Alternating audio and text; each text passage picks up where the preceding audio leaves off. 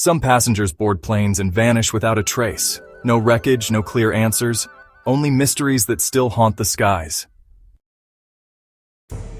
The legend of D.B. Cooper begins on a cold, rainy afternoon, November 24, 1971. At Portland International Airport, a man in his mid-40s, dressed in a dark suit and tie, quietly purchases a one-way ticket to Seattle under the name Dan Cooper. He carries only a briefcase and a calm, unassuming demeanor. No one suspects that history is about to be made. Cooper boards Northwest Orient Airlines Flight 305, a Boeing 727, blending in with the other 35 passengers. As the plane ascends into the gray Pacific Northwest sky, he orders a bourbon and soda, lights a cigarette, and waits. The flight seems routine, until he hands a note to flight attendant Florence Schaffner. She assumes it's just another phone number, but Cooper leans in and whispers, "Miss, you'd better look at that note, I have a bomb." The note details his demands: $200,000 in unmarked bills, 4 parachutes, and a fuel truck standing by in Seattle. He opens his briefcase just enough to reveal a tangle of red wires and cylindrical objects, convincing enough to terrify the crew. The captain discreetly relays the hijacker's demands to air traffic control. Passengers remain unaware, as the crew moves with practiced calm. In Seattle, the FBI scrambles to gather the ransom and parachutes. The plane circles the airport for nearly 2 hours, as authorities race against time. On the ground, agents photograph the bills and assemble the gear. Finally, the exchange is made. Cooper releases the 36 passengers in exchange for the money and parachutes, but keeps the flight crew as hostages. Cooper issues precise instructions: fly south toward Mexico City at a low altitude, landing gear down, flaps at 15 degrees, and the rear air stair lowered. The crew complies, and the plane takes off into the stormy night. Somewhere over the dense forests of southwestern Washington, Cooper straps on a parachute, secures the cash to his body, and, without hesitation, jumps into the darkness, vanishing into legend. The search for Cooper is immediate and intense. FBI agents, state troopers, and soldiers comb the rugged terrain below the flight path. Helicopters sweep the forests, and divers probe the rivers. But there is no sign of Cooper, no parachute, no body, no trace of the ransom. The only evidence: a black clip-on tie, 8 cigarette butts, and 2 of the parachutes left behind on the plane. The investigation becomes one of the largest manhunts in U.S. history. Composite sketches of Cooper appear on every news broadcast and newspaper. The FBI interviews hundreds of suspects, but the trail grows cold. Theories abound. Was Cooper an experienced paratrooper? Did he survive the jump, or perish in the wilderness? The mystery deepens as the years pass. In 1980, a breakthrough. A young boy digging along the banks of the Columbia River discovers 3 decaying bundles of $20 bills, totaling $5,800, confirmed to be part of Cooper's ransom. The find reignites public fascination, but raises more questions than answers. How did the money get there? Did Cooper survive, or did the river claim him? Over the decades, the FBI chases countless leads. Suspects range from ex-military men to career criminals, but none are definitively linked to the case. Amateur sleuths and professional investigators alike pore over the evidence, searching for the truth. In 2016, the FBI officially closes the case, leaving the world to wonder, who was D.B. Cooper? The legend of D.B. Cooper endures in popular culture. Books, documentaries, and even songs immortalize the skyjacker who vanished without a trace. Each year, new theories emerge, and the forests of the Pacific Northwest keep their secrets. Was Cooper a criminal mastermind, a folk hero, or simply a man desperate for a new life? The truth remains lost in the clouds. To this day, D.B. Cooper's fate remains one of the greatest unsolved mysteries in American history, a story of daring, deception, and disappearance that continues to haunt the skies. Frederick Valentich was a young man with a passion for flying. Born in Melbourne, Australia, he dreamed of becoming a commercial pilot. By 1978, at just 20 years old, he had logged over 150 hours of flight time and was known for his dedication, though he had failed several exams and sometimes struggled with navigation. On October 21, 1978, Valentich rented a single-engine Cessna 182L from Moorabbin Airport.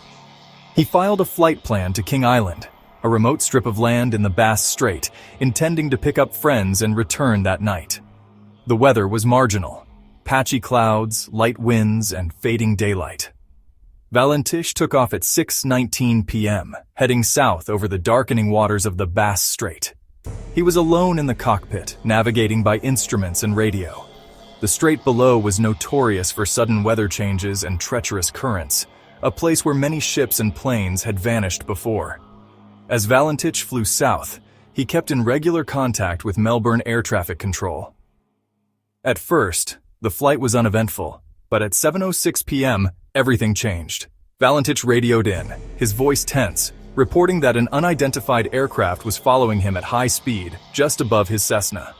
Valentich described the object as having a long metallic body and 4 bright green lights. He said it passed over him, then vanished, only to reappear moments later. His voice grew increasingly anxious as he tried to describe the object's movements: erratic, circling, and not like any aircraft he knew. The radio exchange became more frantic. Valentich reported engine problems, then said, "It's hovering, and it's not an aircraft." Suddenly, the transmission was interrupted by a strange metallic scraping sound. Then silence. Melbourne controllers tried to re-establish contact, but there was no response. Within hours, a massive search was launched. Aircraft, boats, and helicopters scoured the Bass Strait, searching for any sign of Valentich or his plane. The search continued for days, but no wreckage, oil slick, or debris was ever found. Valentich and his Cessna had vanished without a trace. News of the disappearance spread quickly, capturing the imagination of Australia and the world. Theories abounded. Some believed Valentich had encountered a UFO, abducted by extraterrestrials. Others suspected a tragic accident, disorientation, engine failure, or a crash into the sea. Investigators examined every detail. Valentich's flight plan, his radio calls, and his personal life were scrutinized. Some speculated he staged his own disappearance, but there was no evidence he planned to vanish. His family insisted he was a responsible, hopeful young man with no reason to run. The official investigation concluded that the cause of the disappearance was unknown. No trace of the aircraft or pilot was ever found. The case became a fixture in UFO lore, cited by believers as evidence of alien encounters, and by skeptics as a cautionary tale of night flying over dangerous waters. For Valentich's family, the loss was devastating. His father, Guido, never stopped searching for answers, convinced that his son had encountered something extraordinary. Each year, new theories and alleged sightings reignite the mystery, but the truth remains elusive. Today, the Frederick Valentich case endures as one of aviation's greatest unsolved mysteries. Was it a tragic accident, a staged disappearance, or a close encounter with the unknown? The Bass Strait still holds its secrets, and the night sky over Australia remains a place of wonder and fear. The year is 1953.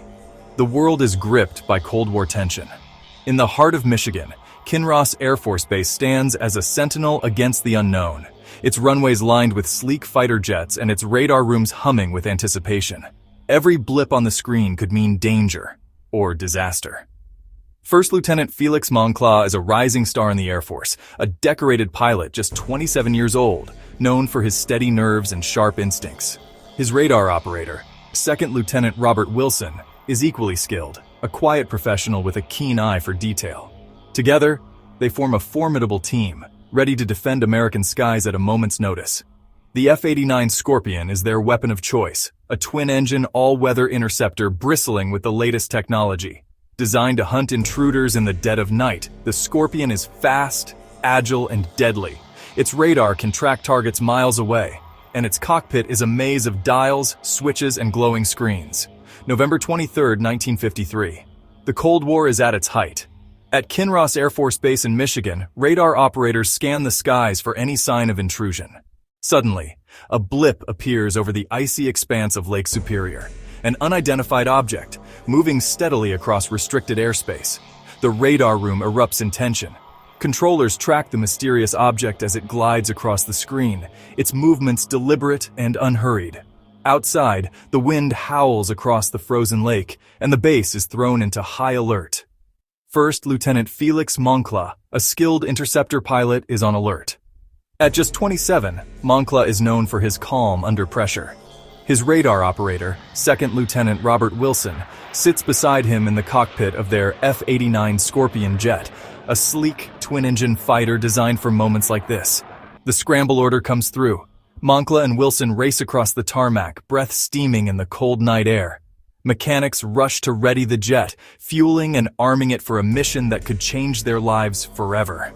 Engines roar to life. The F-89 Scorpion taxis onto the runway, its navigation lights piercing the darkness. In the control tower, tense faces watch as the jet lifts off, climbing into the black sky above Lake Superior. The order comes through: intercept the unknown target. Moncla and Wilson race to their jet, engines roaring to life on the frozen tarmac. As they climb into the night sky, ground controllers track their progress, tension mounting in the radar room. The chase begins. Controllers watch as two blips, one for the Scorpion, one for the unknown, draw closer and closer on the glowing radar screen. Moncla radios in, his voice steady but urgent. "Target in sight, moving to intercept." The F-89 closes in on the mysterious object, flying low over the dark waters of Lake Superior. Controllers watch as two blips, one for the jet, one for the unknown, draw closer and closer on the glowing radar screen. Suddenly, the two blips merge into one. For a moment, there is confusion. Then, both signals vanish from the radar. Controllers frantically attempt to re-establish contact. "Kinross control to Scorpion 4697, do you read?" Only static answers back. Suddenly, the two blips merge into one. For a moment, there is confusion. Then, both signals vanish from the radar. Controllers frantically attempt to re-establish contact. "Kinross control to Scorpion 4697, do you read?" Only static answers back. Panic spreads through the base. Search and rescue teams are dispatched immediately. Boats and aircraft scour the frigid lake, their searchlights sweeping across the endless black water. But there is no sign of the jet, no wreckage, no oil slick, no parachutes, and no bodies. Search and rescue teams are dispatched immediately. Boats and aircraft scour the frigid lake, their searchlights sweeping across the endless black water. But there is no sign of the jet, no wreckage, no oil slick, no parachutes, and no bodies. Days turn into weeks. The Air Force launches a massive investigation. Sonar scans and diving expeditions comb the lakebed, but nothing is found. Official reports suggest the jet may have crashed after a collision or navigational error, but the lack of debris only deepens the mystery. The Air Force launches a massive investigation. Sonar scans and diving expeditions comb the lakebed, but nothing is found. Official reports suggest the jet may have crashed after a collision or navigational error, but the lack of debris only deepens the mystery. Rumors swirl. Some claim the object was a lost Canadian airliner, but Canadian authorities deny any missing planes. Others whisper of UFOs, secret weapons, or government cover-ups. The case becomes a magnet for conspiracy theories and speculation.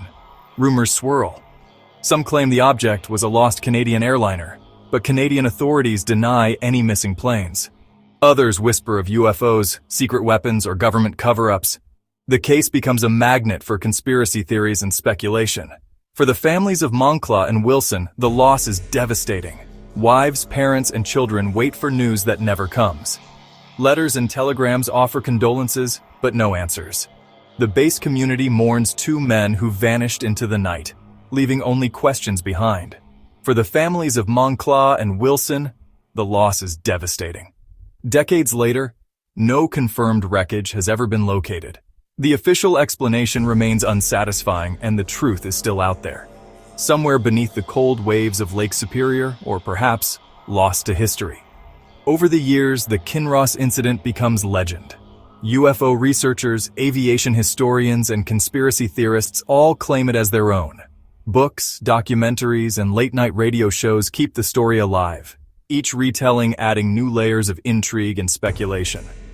To this day, no trace of the F-89 Scorpion, Felix Moncla, or Robert Wilson has ever been found. The icy waters of Lake Superior keep their secrets.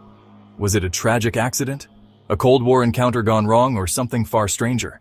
The truth remains hidden, just out of reach.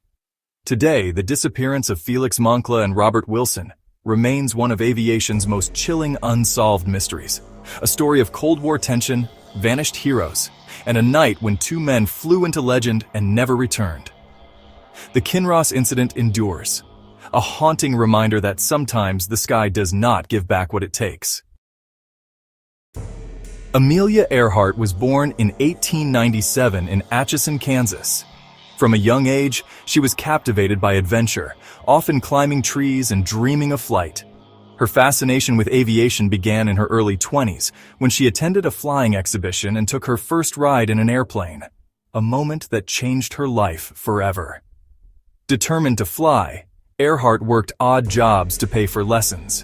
In 1921, she bought her first plane, a bright yellow Kinner Airster she called the Canary. She quickly set her first record, soaring to 14,000 feet, the highest altitude achieved by a female pilot at the time. Earhart's daring spirit and determination caught the attention of the world. In 1928, she became the first woman to fly across the Atlantic as a passenger, earning international fame. But she wanted more. She wanted to pilot the journey herself. In 1932, Earhart made history again, becoming the first woman and only the second person ever to fly solo non-stop across the Atlantic Ocean. Battling icy winds, mechanical failures, and exhaustion, she landed in a field in Northern Ireland, greeted by stunned farmers. She was hailed as a hero. Over the next few years, Earhart shattered record after record, flying solo from Hawaii to California, from Los Angeles to Mexico City, and across the United States. She became a symbol of courage and possibility, inspiring women and men around the globe. By 1937, Earhart set her sights on her greatest challenge yet, to become the first woman to fly around the world. She meticulously planned the journey, assembling a skilled team, including her navigator, Fred Noonan. Their aircraft, a twin-engine Lockheed Electra, was outfitted with the latest technology of the era. The world watched as Earhart and Noonan began their journey in June 1937, departing from Miami and flying eastward. They crossed South America, Africa, India, and Southeast Asia, overcoming storms, mechanical issues, and exhaustion. By late June, they had covered over 22,000 miles, with only the Pacific left to cross.